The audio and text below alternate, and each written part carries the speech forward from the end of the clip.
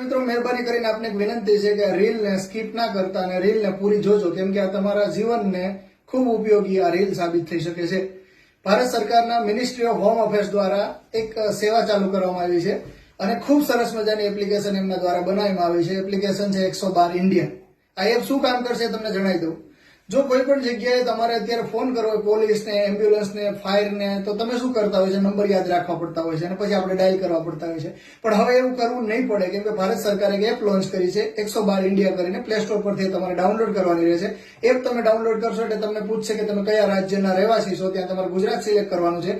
ત્યારબાદ તમારો mobile number તમારે નાખવાનો છે. મોબાઈલ નંબર તમને નાખશો એટલે તમારું લોકેશન જે છે એની પરમિશન માંગશે. લોકેશનની પરમિશન અલાઉ કરી દેજો, કેમ કે કોઈ મહિલા રાતે કઈ જગ્યાએ જઈ રહી છે અથવા બસમાં, રેલવેમાં મુસાફરી કરી રહી છે અથવા તો કોઈ શેડતીનો ભોગ બને છે અને એમનો કોઈ વ્યક્તિ પીસો કરે છે, તો મહિલા શું કરશે? 112 ઇન્ડિયા એપને ખોલશે અને એના અંદર ક્લિક કરશે. જેવું ક્લિક કરશે એટલે નજીકના પોલીસ સ્ટેશનને એ લોકેશન વાઇઝ એ નંબર શેર થઈ જશે અને લોકેશન પણ શેર થઈ જશે.